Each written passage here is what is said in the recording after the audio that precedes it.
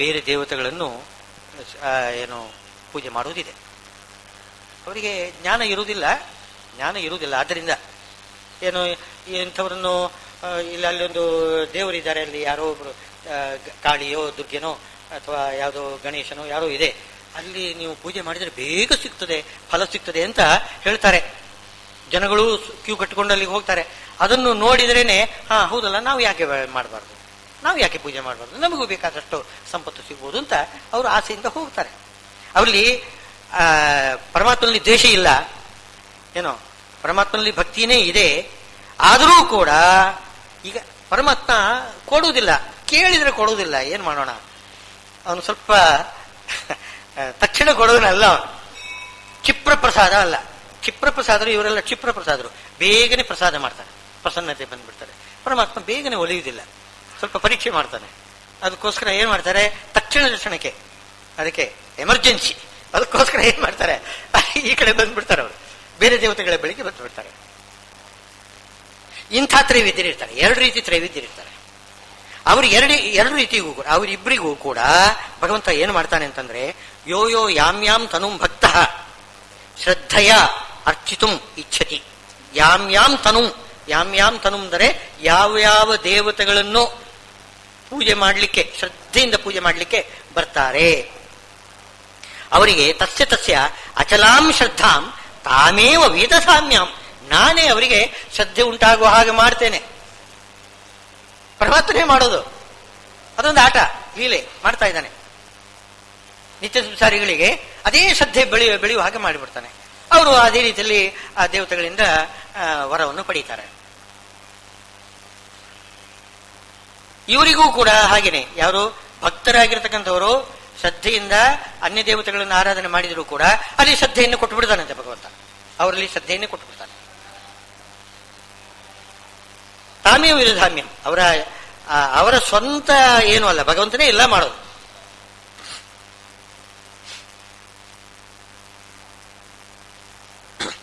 ಆಮೇಲೆ ಆ ಶ್ರದ್ಧೆಯನ್ನು ಕೊಟ್ಟ ಮೇಲೆ ಸತಯ ಶ್ರದ್ಧೆಯ ಯುಕ್ತ ತಸ್ಯ ಆರಾಧನ ಮೀಹತೆ ಲಭತೆ ಚ ತತಃಕಾಮಾನ್ ಮಯೀವ ವಿಹಿತಾನ್ನಿ ತಾನ್ ಅಂತ. ಆ ಶ್ರದ್ಧೆಯಿಂದ ಪೂಜೆ ಮಾಡಿದರೆ ವರ ಕೊಟ್ಟೇ ಕೊಡ್ತಾರೆ. ನ ದೇವತೋಷಣಂ ವೃಥ ಅಂತ.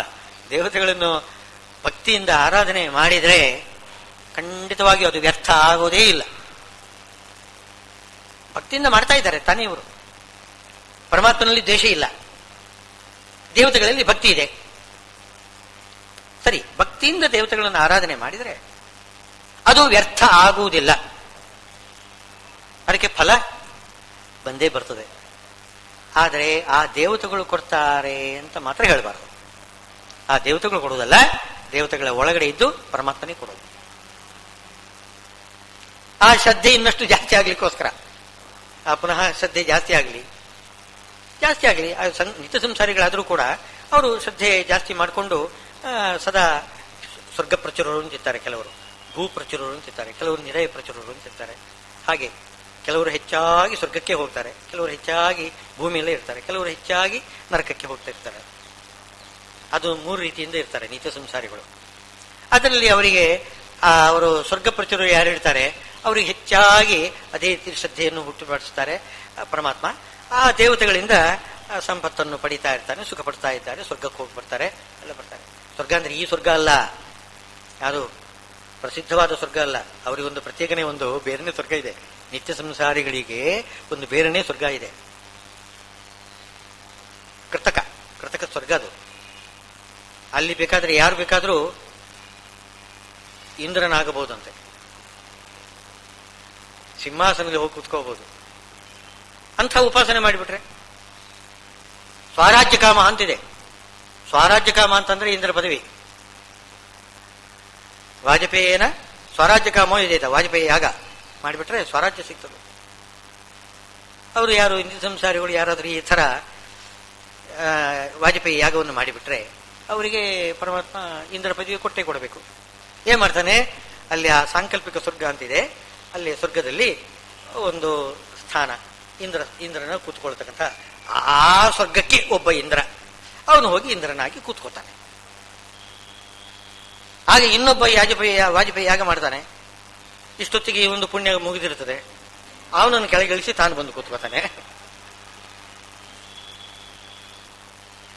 ಹೀಗೆಲ್ಲ ಮಾಡ್ತಾರಂತೆ. ಇದು ಈ ಭಗವದ್ಗೀತೆ ಗೀತಾ ಮಹಾತ್ಮೆ ಬರ್ತದೆ ನೋಡಿ. ಇನ್ನೊಂದು ಅದು ಒಂದು ದಿವಸ ಹೇಳ್ತೇನೆ ನಾನು. ಪ್ರತಿಯೊಂದು ಅಧ್ಯಾಯಕ್ಕೆ ಒಂದೊಂದು ಮಹಾತ್ಮೆ ಹೇಳಿದ್ದಾರೆ. ಆದ್ರೆ ಒಂದು ಮಹಾತ್ಮೆಯಲ್ಲಿ ಇದೇ ಬರ್ತದೆ. ಯಾವುದೋ ಸಾಂಕಲ್ಪಿಕ ಸ್ವರ್ಗದಲ್ಲಿ ಇಂದ್ರದೇವರಾಗಿ ಏನು ಕೂಡತಕ್ಕಂಥವನು ಒಬ್ಬ ನಿತ್ಯ ಸಂಸಾರಿಗಳು ಯಾವ ರೀತಿ ಇರ್ತಾರೆ ಅಂತ ಆ ಕಥೆ ಬರ್ತದಲ್ಲಿ. ಹಾಗೆ ಅವರಿಗೆ ಬೇಕಾಗಿರ್ತಕ್ಕಂಥ ಏನು ಇಂದ್ರ ಪದವಿ ಬೇಕಾದರೂ ಕೂಡ ಕೊಟ್ಟು ಬಿಡ್ತಾನೆ ಭಗವಂತ. ಅಲ್ಲಿ ಹಾಗೆ ಕೊಡೋದು, ಇಂದ್ರನ ಒಳಗಡೆ ಕೂತ್ಕೊಂಡು ಏನೋ ಅವರಿಗೆ ವರವನ್ನು ಕೊಡಿಸ್ತಾನೆ. ಸತಯ ಶ್ರದ್ಧೆಯ ಯುಕ್ತ ತಸ್ಯ ಆರಾಧನ ಮೀಹತೆ ಲಭತೆ ಚ ತತಃ ಕಾಮಾನ್ ಮಯೈವ ವಿಹಿತಾನಿ ತಾನ್. ನಾನೇ ಅವರೊಳಗೆ ನಿಂತು ಕೊಡ್ತಿರ್ತೇನೆ, ಅದು ಅವರಿಗೆ ಗೊತ್ತಾಗಲ್ಲ. ಅಂತೂ ಈ ದೇವತೆಗಳ ಪೂಜೆಯಿಂದ ನನಗೆ ಬೇಕಾದ ಸಿಕ್ತು ಅಂತ ಕೆಲವರು ಶ್ರದ್ಧೆಯಿಂದ ಪುನಃ ಅವನನ್ನೇ ಭಜಿಸ್ತಾ ಇರ್ತಾರೆ.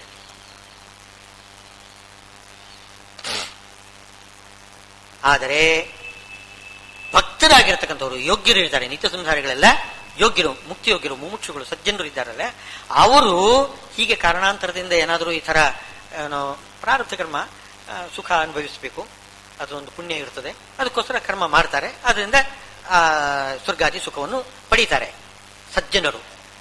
ಅವರಿಗೂ ಕೂಡ ಏನು ಮಾಡ್ತಾನೆ ಪರಮಾತ್ಮ, ಆ ಸ್ವರ್ಗಾದಿ ಫಲವನ್ನು ಮಾತ್ರವಲ್ಲ, ನಿಧಾನವಾಗಿ ಅವರನ್ನು ಸರಿದಾರಿಗೆ ತಂದು ಏನು ಶುದ್ಧ ವೈಷ್ಣವನನ್ನಾಗಿ ಮಾಡಿಬಿಟ್ಟು, ಏನು ಇಷ್ಟು ಈಗ ಶುದ್ಧ ವೈಷ್ಣವರಲ್ಲ, ಈಗ ತ್ರೈವಿದ್ಯರು, ಅವರನ್ನು ಶುದ್ಧ ವೈಷ್ಣವರನ್ನಾಗಿ ಮಾಡಿ ಅವರಿಗೆ ಪ್ರೇರಣೆ ಮಾಡಿ ಸೇವೆ ಮಾಡಿಸಿಕೊಂಡು ಅವನಿಗೆ ಮೋಕ್ಷಾದಿ ಪುರುಷಾರ್ಥಗಳನ್ನು ಕೂಡ ನಿಧಾನವಾಗಿ ಕೊಡ್ತಾರೆ. ಮೈವ ವಿಹಿತಾನ್ಹಿ ತಾನ್ ಅಂತ.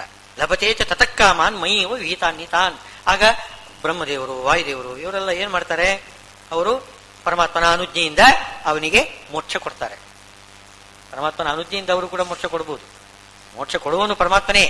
ಅವನ ಅನುಜ್ಞೆಯಿಂದ ಈ ದೇವತೆಗಳು ಈಗ ಸರ್ವಾನ್ ಪುರುಷಾರ್ಥಾನ್ ಬರ್ತಲ್ಲ, ರಾಯರ ಸ್ತೋತ್ರದಲ್ಲೇ ಬರ್ತದೆ.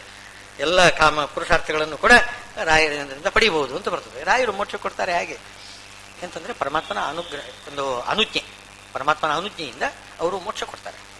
ಮೋಕ್ಷ ಕೊಡ್ತಾರೆ ಅಂದ್ರೆ ತತ್ವಜ್ಞಾನ ಕೊಟ್ಟು ಪರಮಾತ್ಮನಿಗೆ ಹೇಳ್ತಾರೆ, ಇವನು ಏನಂ ದೂನಂ ದೀನಂ ಪಾಲಯ ಅಂತ ಅವರು ಶಿಫಾರಸು ಮಾಡ್ತಾರೆ. ಶಿಫಾರಸು ಮಾಡಿಬಿಟ್ರೆ ಅವಾಗ ಪರಮಾತ್ಮ ಅವರನ್ನು ಮೋಕ್ಷಕ್ಕೆ ಕರ್ಕೊಳ್ತಾರೆ. ಈ ತರ ಬೇರೆ ದೇವತೆಗಳು ಕೂಡ ನಮಗೆ ಮೋಕ್ಷಾದಿ ಪುರುಷಾರ್ಥಗಳನ್ನು ಕೊಡಬಹುದು. ಲಭತೆ ತತಃ ಕಾಮಾನ್ ಮೈವ ವಿಹಿತಾನಿ ತಾನ್. ಈ ಅವರಿಗೆ ಇಬ್ಬರಿಗೂ ಕೂಡ ಏನು ಮೋಕ್ಷ ಸಿಗ್ತದೆ, ಮೊದಲಿಗೆ ಸಿಗತಕ್ಕಂತಹ ಮೋಕ್ಷ ಯಾವುದು? ನಿತ್ಯ ಸಂಸಾರಿಗಳಿಗೆ ಸಿಗತಕ್ಕಂತಹ ಮೋಕ್ಷ ಅಂದ್ರೆ ಇನ್ನೇನು ಅಲ್ಲ, ಆಯಾಯ ದೇವತೆಗಳ ಸಾಯುಜ್ಯ. ಆಯಾ ದೇವತೆಗಳ ಬೆಳಿಗ್ಗೆ ಹೋಗುದು, ಅವರ ಒಳಗಡೆ ಕೂತ್ಕೊಳ್ಳೋದು, ಅವರಲ್ಲೇ ಎಲ್ಲದಕ್ಕೂ ಅವರ ಎಲ್ಲ ವ್ಯವಹಾರ, ಅವರ ರಕ್ಷಣೆ ಜವಾಬ್ದಾರಿ ಎಲ್ಲ ಆ ದೇವತೆಗಳೇ ನೋಡ್ಕೊಳ್ತಾರೆ. ಈಗ ಬಾಣಾಸುರ ರುದ್ರದೇವರನ್ನು ಸ್ತೋತ್ರ ಮಾಡಿ ವಶೀಕರಿಸಿಕೊಂಡು ಪೂರ್ತಿ ಅವನ ರಕ್ಷಣೆ ಜವಾಬ್ದಾರಿ ಬಾಣಾಸುರ ರುದ್ರದೇವರು ತಗೊಂಡ್ರು. ಎಲ್ಲಿವರೆಗೆ ಅಂತಂದ್ರೆ ಶ್ರೀಕೃಷ್ಣ ಬಾಣಾಸುರನೊಂದಿಗೆ ಯುದ್ಧಕ್ಕೆ ಬಂದರೆ ಮಾರುದ್ರದೇವರು ಬಂದು ಶ್ರೀಕೃಷ್ಣನೊಂದಿಗೆ ಯುದ್ಧ ಮಾಡಿದರು. ಯುದ್ಧ ಮಾಡಿ ಒಂದು ಕ್ಷಣದಲ್ಲಿ ಸ್ತಂಭಿತರಾಗಿ ಬಿಟ್ರಂತೆ. ಕೈ ಕಾಲು ಅಲ್ಲಾಡ್ಲಿಕ್ಕಾಗಿಲ್ಲ, ನಿಂತ್ಕೊಂಡ್ಬಿಟ್ರು, ಕಂಬದ ಹಾಗೆ ನಿಂತ್ಕೊಂಡ್ಬಿಟ್ರು, ಸ್ತಂಭಿತರಾಗಿ ಬಿಟ್ರು. ಆಗ ಬ್ರಹ್ಮದೇವರು ಅವರನ್ನು ಕರೆದುಕೊಂಡು ಹೋಗಿ ರುದ್ರದೇವರನ್ನು ಶ್ರೀಕೃಷ್ಣನ ಉದರದೊಳಗೆ ಕರ್ಕೊಂಡು ಹೋದರಂತೆ. ಶ್ರೀಕೃಷ್ಣನ ಉದರದಲ್ಲಿ ಬಿಲ್ವ ವೃಕ್ಷದ ಕೆಳಗಡೆ ಕುಳಿತುಕೊಂಡು ಮಾರುದ್ರದೇವರು ತಪಸ್ಸು ಮಾಡುವುದು, ಆ ಮೂಲ ರೂಪವನ್ನು ತೋರಿಸಿದರಂತೆ. ಈ ಕೈಲಾಸಾಧಿಪತಿ ರುದ್ರ ಇದೆಯಲ್ಲ, ಅದು ಮೂಲ ರೂಪ ಅಲ್ಲ. ಮೂಲ ರೂಪ ಒಳಗಡೆ ಭಗವಂತನ ಉದರದಲ್ಲಿ ಕುಳಿತುಕೊಂಡು ಇವಾಗಲೂ ಕೂಡ ತಪಸ್ಸು ಮಾಡ್ತಾನೆ ಇದೆ. ಉಗ್ರ ತಪ ತಾನೇ ಅವರು, ಅವರ ಹೆಸರೇ ಉಗ್ರ ತಪಸ್ಸು ಮಾಡ್ತಾನೆ ಇರ್ತಾರೆ. ಯಾಕೆಂದ್ರೆ ಇನ್ಮೇಲೆ ಅವರು ಶೇಷ ಪದವಿ ಬರಬೇಕು, ಆಮೇಲೆ ಮೋಕ್ಷಕ್ಕೆ ಹೋಗಬೇಕು, ತುಂಬಾ ಇದೆ. ಅದಕ್ಕೋಸ್ಕರ ಇನ್ನೂ ಕೂಡ ತಪಸ್ಸು ಮಾಡ್ತಾನೆ ಇದ್ದಾರೆ ಅವರು. ಆ ತಪಸ್ಸು ನಿಂತು ಹೋಗಿದಂತೆ. ತಪಸ್ಸು ಮಾಡ್ತಕ್ಕಂಥವ್ರು ಅಲ್ಲಿ ಕೂಡ ಆ ಮೂರ್ತಿ ಮೂಲ ಸ್ವರೂಪ ಅದು ಸ್ತಂಭಿತ ಆಗಿದಂತೆ, ಅದನ್ನು ತೋರಿಸಿದರಂತೆ. ನೋಡು ನೀನು ಮಾಡ್ತಕ್ಕಂಥ ಅನ್ಯಾಯ ಅಂತ. ಅಂತೂ ಏನ್ ಮಾಡ್ತಾರೆ, ಹೀಗೆ ಭಕ್ತರಿಗೆ ರಕ್ಷಣೆ ಕೊಡ್ಲಿಕ್ಕೆ ತೊಡಗುತ್ತಾರೆ ಇವರು, ಯಾರು ಬೇರೆ ದೇವತೆಗಳು. ಆದರೆ ಒಳಗಡೆ ನಿಂತು ಭಗವಂತನೇ ಆ ಎಲ್ಲ ಕೆಲಸ ಮಾಡಿಸೋದು. ಅಂತವತ್ತು ಫಲಂ ತೇಷಾಂ ಅಂತ ಈ ಅನ್ಯ ದೇವತೆಗಳ ಅವರು ಕೊಡ್ತಕ್ಕಂತಹ ಸಾಯುಜ್ಯಾದಿ ಪದಗಳು ಅದು ಏನಿದ್ರು ಅಂತವತ್ತು. ಅಂತವತ್ತು ಅಂತಂದ್ರೆ ಅದು ಅನಂತ ಅಲ್ಲ. ಅನಂತ ಆಗಬೇಕಾಗಿದ್ರೆ ಅನಂತನೇ ಕೊಡಬೇಕು. ನಮೋಸ್ತು ಅನಂತಾಯ ಸಹಸ್ರಮೂರ್ತಯೇ, ಅಂತಹ ಸಹಸ್ರಮೂರ್ತಿ ಅನಂತ, ಅನಂತ ಪದ್ಮನಾಭ ಅವನೇ ಕೊಡಬೇಕು. ಅವನು ಕೊಟ್ರೆ ಅದು ಅನಂತ ಆಗಿರ್ತದೆ. ಅದೇ ಬೇರೆ ಉಳಿದವರು ಕೊಟ್ರೆ ಅದು ಅಂತವತ್ ಶಾಂತ, ಅದಕ್ಕೆ ಅಂತ್ಯ ಇದ್ದೇ ಇದೆ. ಅವರು ಹೋಗಿ ಆಮೇಲೆ ವಾಪಸ್ ಬರಲೇಬೇಕು. ತಮ್ಮ ಪುಣ್ಯ ತೀರಿತು ಅಂದಮೇಲೆ ವಾಪಸ್ ಬರಬೇಕಾಗತ್ತೆ. ಅದೇ ಭಕ್ತರು ಮಾಡಿದ್ರೆ ಅಲ್ಲಿಗೆ ಹೋದ ಮೇಲೆ ತಿರುಗಿ ಭಗವಂತನನ್ನು ಉಪಾಸನ ಮಾಡಿ ಮೋಕ್ಷಕ್ಕೆ ಹೋಗ್ತಾರೆ. ಮೊದಲೊಮ್ಮೆ ಅಲ್ಲಿಗೆ ಹೋಗ್ತಾರೆ. ಇಲ್ಲಿಗೆ ಈ ಉದಾಹರಣೆಗೆ ಭಾಗವತದಲ್ಲಿ ಇವನು ಬರ್ತಾನೆ, ವೃತ್ರಾಸುರ ಮಹಾವಿಷ್ಣು ಭಕ್ತ. ಅವನೇನ್ ಮಾಡಿದ, ಶೇಷದೇವರನ್ನು ಕುರಿತು ತಪಸ್ಸು ಮಾಡಿದ್ದಾನೆ. ಶೇಷದೇವರು ಒಲಿದರು. ಶೇಷಲೋಕದಲ್ಲಿ ಅವನನ್ನು ಕೂಡಿಸಿದರು. ಸಾಲೋಕ್ಯ ಸಿಕ್ತು ಶೇಷಲೋಕದಲ್ಲಿ. ಆಮೇಲೆ ಪುನಃ ಆ ಶೇಷಾಂತರ್ಗತನಾದ ಸಂಕರ್ಷಣ ಮೂರ್ತಿಯನ್ನು ಉಪಾಸನ ಮಾಡಿ ಇದು ಮೋಕ್ಷಕ್ಕೆ ಹೋಗಿದ್ದಾನೆ ವೃತ್ರಾಸುರ. ವೃತ್ರಾಸುರ ಅಂದರೆ ಅವನು ಚಿತ್ರಕೇತು ರಾಜ. ಅದೊಂದು ಜನ್ಮ, ಅದು ವೃತ್ರ ಅಂತ ಬಂದಿರತಕ್ಕಂಥ ಒಂದು ಶಾಪದಿಂದ ಬಂದಿರೋದು. ಪಾರ್ವತಿ ದೇವಿಯ ಶಾಪದಿಂದ ಅವರು ವೃತ್ರಾಸುರನಾಗಿ ಹುಟ್ಟಿದ್ದು. ವಾಸ್ತವವಾಗಿ ಅವನೊಬ್ಬ ವಿದ್ಯಾಧರ ಚಕ್ರವರ್ತಿ. ವಿದ್ಯಾಧರರು, ಗಂಧರ್ವರು, ವಿದ್ಯಾಧರರು ಎಲ್ಲ ಇದ್ದಾರೆ. ಆ ವಿದ್ಯಾಧರ ಚಕ್ರವರ್ತಿ ಅವನು ಚಿತ್ರಕೇತು ರಾಜ. ಅವನು ಮೊದಲಿಗೆ ಶೇಷದೇವರನ್ನು ಒಲಿಸಿಕೊಂಡು ಅವರ ಸಾಹಿತ್ಯವನ್ನು ಪಡೆದು, ಅವರ ಸಾಲುಕ್ಯ ಪಡೆದು, ಅವರ ಅನುಗ್ರಹದಿಂದ ಪುನಃ ವಿಶೇಷವಾಗಿ ತತ್ವಜ್ಞಾನ ಪಡೆದು ಭಗವಂತನನ್ನು ಉಪಾಸನ ಮಾಡಿ ಮೋಕ್ಷಕ್ಕೆ ಹೋಗಿದ್ದಾನೆ ಅಂತ ಭಾಗವತದಲ್ಲಿ ಕಥೆ ಇದೆ. ಹೀಗೆ ಅಂತವತ್ತು ಫಲಂ ತೇಷಾಂ ತದ್ಭವತ್ಯಲ್ಪ ಮೇಧಸಾಂ, ಅಲ್ಪ ಮೇಧಸಾಂ. ಅವರ ಬುದ್ಧಿ ಅಲ್ಪ ಆದ್ದರಿಂದ ಏನೋ ಅವರಿಗೆ ಬರ್ತಕ್ಕಂತಹ ಒಂದು ಸಂಪತ್ತು ಕೂಡ ಅಂತವತ್ತಾಗ್ತದೆ, ಅಲ್ಪ ಆಗಿರ್ತದೆ. ಮಹತ್ತಾಗಿರ್ತಕ್ಕಂತಹ ಫಲ ಸಿಗುವುದಿಲ್ಲ. ದೇವಾನ್ ದೇವಯಜೋ ಯಾಂತಿ ಮದ್ಭಕ್ತ ಯಾಂತಿ ಮಾಮಪಿ ಅಂತ. ದೇವತೆಗಳನ್ನು ಪೂಜೆ ಮಾತ್ರ ಮಾಡ್ತಾರೆ, ಭಗವಂತನನ್ನು ಪೂಜಾನೇ ಮಾಡುವುದಿಲ್ಲ ಯಾರು ನಿತ್ಯ ಸಂಸಾರಿಗಳು. ಅವನೇ ಮಾಡ್ತಾರೆ, ಭಗವಂತನನ್ನು ಕೆಲವು ಸಲ ಪೂಜೆ ಮಾಡ್ತಾರೆ, ಕೆಲವು ಸಲ ಮಾಡುವುದಿಲ್ಲ. ಬೇರೆ ದೇವತೆಗಳನ್ನು ಮಾತ್ರ ಪೂಜೆ ಮಾಡಿರ್ತಿರ್ತಾರೆ. ಆವಾಗ ಆ ಪುಣ್ಯದಿಂದ ದೇವತೆಗಳ ಬಳಿಗೆ ಹೋಗಿ ಅಲ್ಲಿ ಸಾಯುಜ್ಯವನ್ನು ಅನುಭವಿಸಿ ಆಮೇಲೆ ದೊಪ್ಪನೆ ಕೆಳಗಡೆ ಬಂದು ಬೀಳ್ತಾರೆ, ಭೂಮಿಗೆ ಬರ್ತಾರೆ. ಆಯ್ತು, ಅಂತವತ್ತು. ಆದರೆ ನನ್ನ ಭಕ್ತರಿದ್ದಾರಲ್ಲ, ಅದು ನಿತ್ಯ ಸಂಸಾರಿಗಳಿಗೆ ಹೇಳಿತು. ನನ್ನ ಭಕ್ತರು ಹಾಗಲ್ಲ. ಅವರೇನು ಮಾಡ್ತಾರೆ, ದೇವತೆಗಳನ್ನು ಹೊಂದುತ್ತಾರೆ. ಆಮೇಲೆ ನನ್ನ ಅನುಗ್ರಹದಿಂದ ಅವರ ಮೂಲಕವಾಗಿ ತತ್ವಜ್ಞಾನವನ್ನು ಪಡೆದು ಮಾಮಪಿ ನನ್ನನ್ನು ಕೂಡ ಹೊಂದುತ್ತಾರೆ. ಮೊದಲಿಗೆ ಬೇರೆ ದೇವತೆಗಳನ್ನು ಹೊಂದುತ್ತಾರೆ, ಆಮೇಲೆ ನನ್ನನ್ನು ಕೂಡ ಮಾಮಪಿ ಅಂತ ಅಪಿ ಶಬ್ದ ಇದೆ.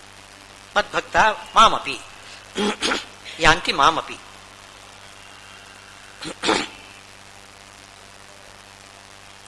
ಹೀಗೆ ಅವರು ದೇವತೆಗಳನ್ನು ಪರಿವಾರದವರೆಂದು ಉಪಾಸನೆ ಮಾಡಿದರೆ ಅದು ಮಹತ್ಪಾದ ಫಲ. ಪರಮಾತ್ಮನನ್ನು ಉಪಾಸನೆ ಮಾಡುವುದಕ್ಕಿಂತಲೂ ಅವನ ಭಕ್ತರನ್ನು ಉಪಾಸನೆ ಮಾಡಿದರೆ ಇನ್ನೂ ಹೆಚ್ಚು ಅವನಿಗೆ ಪ್ರೀತಿ ಬರ್ತದೆ. ಯಾವಾಗ ಪರಮಾತ್ಮನ ಪರಿವಾರತ್ವೇನ ಪೂಜೆ ಮಾಡಬೇಕು, ಸ್ವತಂತ್ರವಾಗಿ ಪೂಜೆ ಮಾಡಬಾರದು. ನಮ್ಮ ಪೀಠದಲ್ಲಿ, ದೇವರ ಪೂಜೆ ಪೀಠದಲ್ಲಿ ಬೇರೆ ದೇವತೆಗಳ ಪ್ರತಿಮಾ ಇಡಕೂಡುದು. ಪಂಚರಾತ್ರದಲ್ಲಿ ಹೇಳ್ತಾರೆ, ಬೇರೆ ದೇವತೆಗಳು ಅಂದ್ರೆ ಯಾರು, ಇವ್ರನ್ನ ಇಟ್ಕೋಬಹುದು. ವಾಯುದೇವರು ಇಟ್ಕೊಳ್ಳೇಬೇಕು, ವಾಯುದೇವರೇ ಪ್ರತಿಮಾ ಆದ್ದರಿಂದ. ಆಮೇಲೆ ಶೇಷದೇವರು ಇಟ್ಕೋಬಹುದು, ಗರುಡ ದೇವರನ್ನ ಇಟ್ಕೋಬಹುದು. ಇನ್ನು ಉಳಿದ ಯಾವ ದೇವತೆಗಳನ್ನು ಪೀಠದಲ್ಲಿ ಇಡಬಾರದು, ಕೆಳಗಡೆ ಇಡಬೇಕು. ಬೇರೆ ದೇವತೆಗಳನ್ನು ಇಡ್ಲಿಕ್ಕೆ ಕೊಡುದು ಅಂತ. ಹಾಗಿರುವಾಗ ಬೇರೆ ದೇವತೆಗಳನ್ನೇ ಪ್ರಧಾನವಾಗಿ ಪೂಜಾ ಮಾಡಿದರೆ ಹೇಗಿರ್ತದದು? ಪರಿವಾರತ್ವೇನ ಪೂಜೆ ಮಾಡಬೇಕು. ಪರಿವಾರ ಎಂಬುದಾಗಿ ಭಾವನೆಯಿಂದ ಪೂಜೆ ಮಾಡಬೇಕು. ಹಾಗೆ ಮಾಡಿದರೆ ಅವರಿಗೆ ಫಲ ಸಿಗ್ತದೆ, ಒಳ್ಳೆ ಫಲ ಸಿಗ್ತದೆ. ಹಾಗೆ ಮಾಡದೆ ಸ್ವಾತಂತ್ರ್ಯನ ಅವರನ್ನು ಪೂಜೆ ಮಾಡಿದರೆ ಅವರಿಗೆ ಏನು ಅವರು ಮಾಡಿರತಕ್ಕಂತಹ ಎಷ್ಟು ದೊಡ್ಡ ದೊಡ್ಡ ಕಾರ್ಯಗಳನ್ನು ಮಾಡಿರ್ತಾರೆ. ವಾಜಪೇಯ ಮುಂತಾಗಿರ್ತಕ್ಕಂತಹ ಅಶ್ವಮೇಧ ಮುಂತಾದ ದೊಡ್ಡ ಯಾಗಗಳು ಮಾಡಿರ್ತಿರ್ತಾರೆ. ಏನು ಮಾಡಿದರೂ ಕೂಡ ಫಲ ಅಲ್ಪ.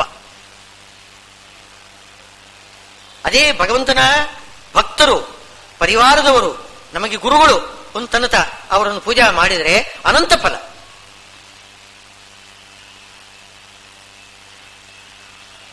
ಆದ್ದರಿಂದ ಅವನನ್ನು ಪೂಜೆ ಮಾಡುವಾಗ ಸರಿಯಾಗಿರ್ತಕ್ಕಂತಹ ತತ್ವಜ್ಞಾನ ಬೇಕು. ಪರಮಾತ್ಮನನ್ನು ಪೂಜೆ ಮಾಡುವಾಗ ಸರಿಯಾಗಿರ್ತಕ್ಕಂತಹ ತತ್ವಜ್ಞಾನ ಬೇಕು. ಪರಮಾತ್ಮನೇ, ಎಲ್ಲ ದೇವತೆಗಳು ಎಲ್ಲ ಒಂದೇ. ವಾಸುದೇವ ಸರ್ವಂ, ಎಲ್ಲ ದೇವತೆಗಳು. ಅದಕ್ಕೋಸ್ಕರನೇ ವಾಸುದೇವ ಸರ್ವಂ ಅಂತಂದ್ರೆ ವಾಸುದೇವನೇ ಎಲ್ಲ ದೇವತೆಗಳು ಸ್ವರೂಪ ಅಂತ ಹೇಳ್ತಕ್ಕಂಥದ್ದಿದೆ. ಹಾಗೂ ಅರ್ಥ ಹೇಳ್ತಾರೆ ಅವರು. ಎಲ್ಲ ದೇವತೆಗಳ ಸ್ವರೂಪನೂ ವಾಸುದೇವನೇ. ವಾಸುದೇವನದೇ ಬೇರೆ ಬೇರೆ ರೂಪಗಳು ಇದೆ. ಆ ಎಲ್ಲ ದೇವತೆಗಳಲ್ಲಿಯೂ ಕೂಡ ವಾಸುದೇವನ ಬೇರೆ ಬೇರೆ ರೂಪಗಳೆಲ್ಲ ಇವೆ. ಬ್ರಹ್ಮಣಿ ಬ್ರಹ್ಮರೂಪೋಸವು, ಶಿವರೂಪಿ ಶಿವಸ್ಥಿತ ಅಂತ. ಶೇಷದೇವರಲ್ಲಿ ಸಂಕರ್ಷಣ ಮೂರ್ತಿ, ಮಹಾರುದ್ರ ದೇವರಲ್ಲಿ ನರಸಿಂಹ, ಹೀಗೆ ಒಂದೊಂದೊಂದು ರೂಪಗಳು ಇರ್ತದೆ ನೋಡಿ. ಆಯಾ ರೂಪಗಳಿಂದ ಇದ್ದೇ ಇರ್ತಾನೆ. ಆ ಎಲ್ಲ ರೂಪಗಳು ವಾಸುದೇವನೇ, ಅದು ಸರಿಯೇ. ಆದರೆ ಅವರಿಗೆ ಅಧಿಷ್ಠಾನರಾಗಿರ್ತಕ್ಕಂತಹ ಈ ದೇವತೆಗಳೆಲ್ಲ ವಾಸುದೇವ ಅಲ್ಲ. ಅದು ಮಾತ್ರ ಹಾಗೆ ತಪ್ಪು ತಿಳ್ಕೊಂಡಿರ್ತಾರೆ. ಅದು ಯಾಕೆ ತಪ್ಪು ತಿಳ್ಕೊಂಡಿರ್ತಾರೆ? ಮಾಮ ಅಬುದ್ಧಯ, ಬುದ್ಧಿ ಇಲ್ಲ. ಹಾಗಾದ್ರೆ ಹೇಗೆ? ಅವ್ಯಕ್ತಂ ವ್ಯಕ್ತಿಮಾಪನ್ನಂ ಮನ್ಯಂತೆ ಮಾಮ ಅಬುದ್ಧಯ ಪರಂ ಭಾವಮಜಾನಂತಹ ಮಮ ಅವ್ಯಯಂ ಅನುತ್ತಮಂ. ನಿಜವಾಗಿಯೂ ಪರಮಾತ್ಮ ಅವ್ಯಯ, ಅವನ ಅನಂತ. ಅನಂತ ಅಂದ್ರೇನು? ಅಂತ್ಯ ಇಲ್ಲ. ಅವ್ಯಯ, ಅವನಿಗೆ ನಾಶ ಇಲ್ಲ. ಯಾಕೆ ನಾಶ ಇಲ್ಲ? ಆತ್ಮನಿಗೆ ನಾಶನೇ ಇಲ್ಲ. ಯಾವ ಆತ್ಮನಿಗೂ ನಾಶ ಇಲ್ಲ. ಆ ಅರ್ಥದಲ್ಲಿ ಎಲ್ಲರೂ ಕೂಡ ಅನಂತರೇ. ಆದರೆ ಆ ರೀತಿ ಆ ಶಬ್ದಕ್ಕೆ ಹಾಗರ್ಥ ಅಲ್ಲ. ಅನಂತ ಶಬ್ದಕ್ಕೆ ಆತ್ಮ ಸ್ವರೂಪ ನಾಶವಿಲ್ಲದ್ದು ಅಂತ ಆ ಅರ್ಥದಲ್ಲಿ ಅಲ್ಲ ಅದು ಶಬ್ದ ಪ್ರಯೋಗ ಮಾಡೋದು. ಅದಕ್ಕೆ ಅರ್ಥ ಏನು ಅಂತಂದ್ರೆ ಶರೀರದಿಂದ ನಾಶ ಇಲ್ಲ ಅಂತ. ಶರೀರದಿಂದ ವಿಯೋಗ ಇಲ್ಲ, ಶರೀರದಿಂದ ಹುಟ್ಟುವುದು, ಶರೀರದಿಂದ ನಾಶ ಹೊಂದುವುದು ಅಂತ ಇದೆಯಲ್ಲ ನೋಡಿ. ಆ ಥರ ಜಡ ಶರೀರ, ಜಡ ಶರೀರದಿಂದ ಹುಟ್ಟುವುದು, ಜಡ ಶರೀರ ಬಿಟ್ಟು ಸಾಯುವುದು. ಈ ಥರ ಹುಟ್ಟು ಸಾವು ಇಲ್ಲದೆ ಇರತಕ್ಕಂಥವನು ಪರಮಾತ್ಮ. ಅವ್ಯಕ್ತಂ, ನಿಜವಾಗಿಯೂ ಅವ್ಯಕ್ತನಾಗಿದ್ದಾನೆ ಅವನು. ಶರೀರದಲ್ಲಿ ವ್ಯಕ್ತನಾಗುವುದಲ್ಲ. ನಾವೆಲ್ಲ ಶರೀರದಲ್ಲಿ ವ್ಯಕ್ತರಾಗ್ತೇವೆ. ಶರೀರ ಹೋಯ್ತು ಅಂತಂದ್ರೆ ನಾವು ಅವ್ಯಕ್ತರು. ನಮ್ಮನ್ನು ಯಾರು ನೋಡಿದ್ರು ನಮಗೆ ಗುರುತು ಹಚ್ಚೋದಿಲ್ಲ, ವ್ಯವಹಾರನೇ ಇಲ್ಲ. ಒಬ್ರಿಗೊಬ್ರಿಗೆ ಒಂದು ಏನೇನು ವ್ಯವಹಾರನೇ ಇಲ್ಲ. ವ್ಯವಹಾರ ಬರೋದು ಈ ಶರೀರ ಬಂದ್ರೆ, ಒಬ್ರು ಇನ್ನೊಬ್ಬರೊಂದಿಗೆ ಎಲ್ಲ ವ್ಯವಹಾರ ಮಾಡೋದು. ಶರೀರ ಇಲ್ಲದೆ ಹೋದ್ರೆ ಅವನು ಅವ್ಯಕ್ತ, ಇವನು ಅವ್ಯಕ್ತ, ಎಲ್ಲರೂ ಕೂಡ ಅವ್ಯಕ್ತರೆ.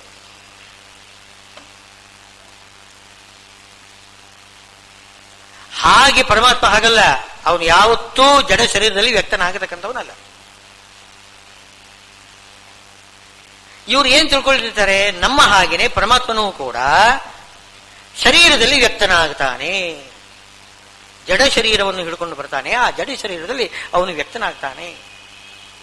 ಈ ರೀತಿ ತಪ್ಪಾಗಿ ತಿಳ್ಕೊಳ್ತಾರೆ. ಅಬುದ್ಧಯ, ಬುದ್ಧಿ ಇಲ್ಲ. ಅವನು ಜಡ ಶರೀರ ಹೊಂದುವುದೇ ಇಲ್ಲ. ಯಾವತ್ತೂ ಕೂಡ ಸ್ವರೂಪ ಶರೀರದಿಂದಲೇ ಇರತಕ್ಕಂಥವನವನು. ಜಡ ಶರೀರದಲ್ಲಿ ಜಡ ಶರೀರವನ್ನು ತಗೊಂಡು ಅದರಲ್ಲಿ ವ್ಯಕ್ತನಾಗುವುದಲ್ಲ ಅವನು. ಅವ್ಯಕ್ತಂ ವ್ಯಕ್ತಿಮಾಪನ್ನಂ ಮನ್ಯಂತೆ ಮಾಂ ಅಬುದ್ಧಯ ಪರಂಭಾವಮಜಾನಂತಹ. ನನ್ನ ಭಾವ, ನನ್ನ ಸ್ವರೂಪ, ಸರ್ವೋತ್ತಮವಾಗಿರತಕ್ಕಂತಹ ಸ್ವರೂಪ ಅವ್ಯಯ, ನಾಶವಿಲ್ಲದೆ ಇರತಕ್ಕಂಥದ್ದು, ಅದನ್ನು ತಿಳ್ಕೊಳ್ಳದೆ ಅವರು ಹಾಗೆ ಮಾಡ್ತಾರೆ.